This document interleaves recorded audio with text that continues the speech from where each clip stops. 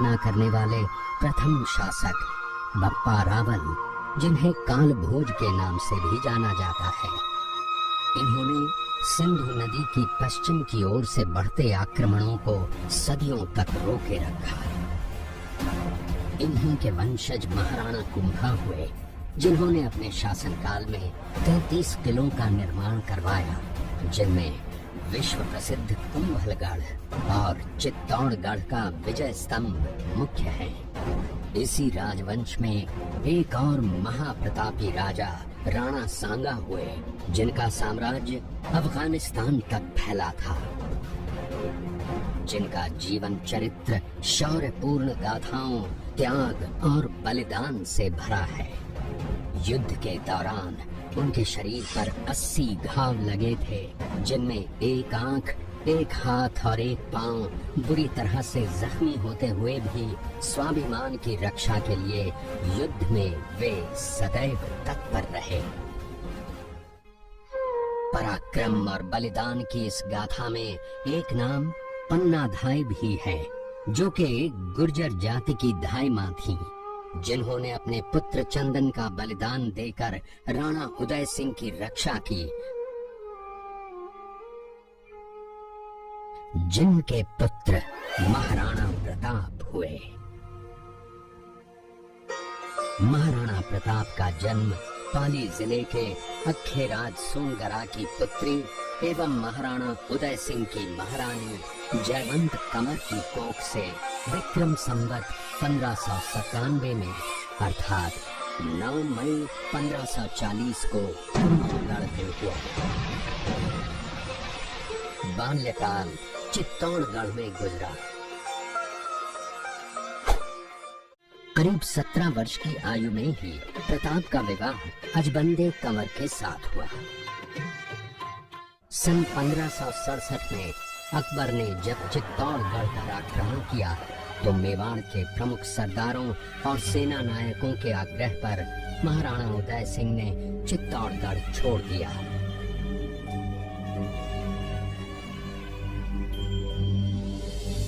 मुगलों के प्रति उनमें घृणा के भाव जागृत हो गए। अपने देश, कुल, गौरव और मातृभूमि की मर्यादा के लिए प्राण न्योछावर करने वाले योद्धाओं और ललनाओं से प्रताप ने न केवल सीख ली, बल्कि ये घटना उनके जीवन का आधार बन गई। अपने पिता के साथ दुर्गम पहाड़ों में रहने के बाद प्रताप ने गोगुंदा में अपना पड़ाव कायम किया। फरवरी 1572 को महाराणा उदय सिंह का देहांत हुआ।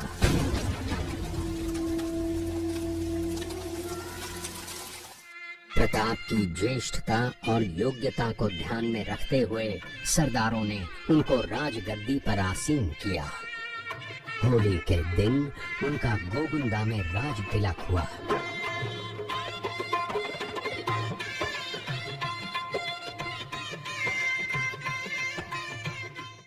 उस समय तक लगभग सभी राजाओं ने मुगल सम्राट अकबर की अधीनता स्वीकार कर ली थी।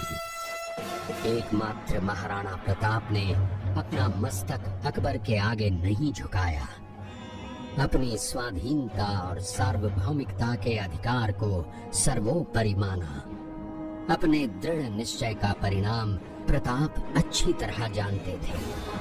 प्रताप मुगलों से लोहा लेने की तैयारी में जी जान से जुट गए। 18 जून 1576 की सुबह हल्दी घाटी और खमनोर के मध्य एक मैदान में ऐतिहासिक युद्ध हुआ, जो बाद में रक्त तलाई के नाम से जाना गया। महाराणा प्रताप की सेना गोगुंदा से हल्दी घाटी पहुंची, जबकि सेनापति मानसिंह के नेतृत्व में मुगल सेना ने हल्दी घाटी के ठीक नीचे मैदान में अपना मोर्चा जमाया। मुगल सेना के हरावल दस्ते द्वारा घाटी में घुसपैठ करने के प्रयास की प्रतिक्रिया स्वरूप महाराणा प्रताप की सेना मुगलों पर टूट पड़ी।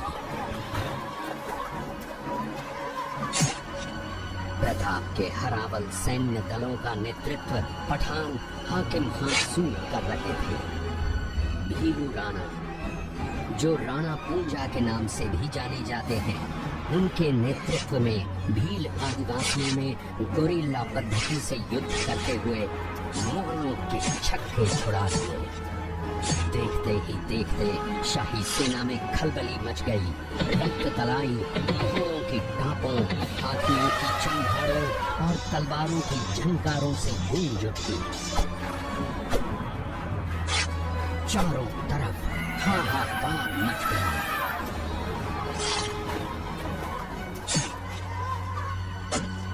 युद्ध का घटनाक्रम अचानक उस समय बदल गया जब प्रताप ने अपने घोड़े चेतक को एड़ लगाकर मानसिंह के हाथी पर चढ़ा दिया और उस पर भाले से भरपूर वार किया।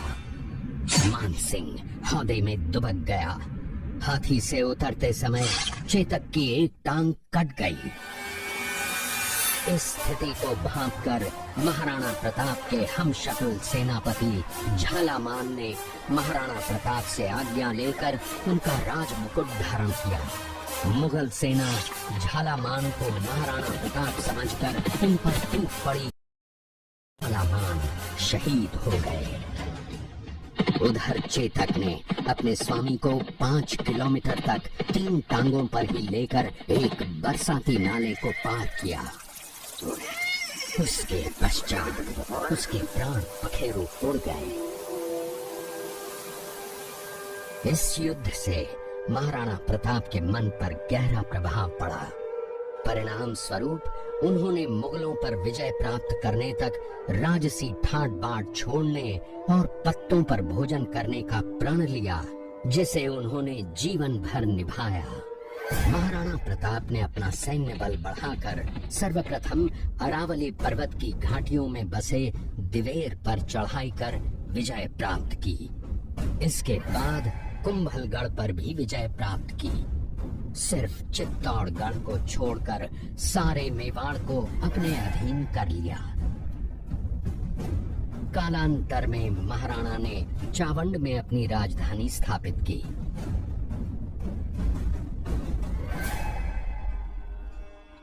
19 जनवरी 1597 को राणा प्रताप ने मात्र 57 वर्ष की आयु में इस संसार से प्रयाण किया।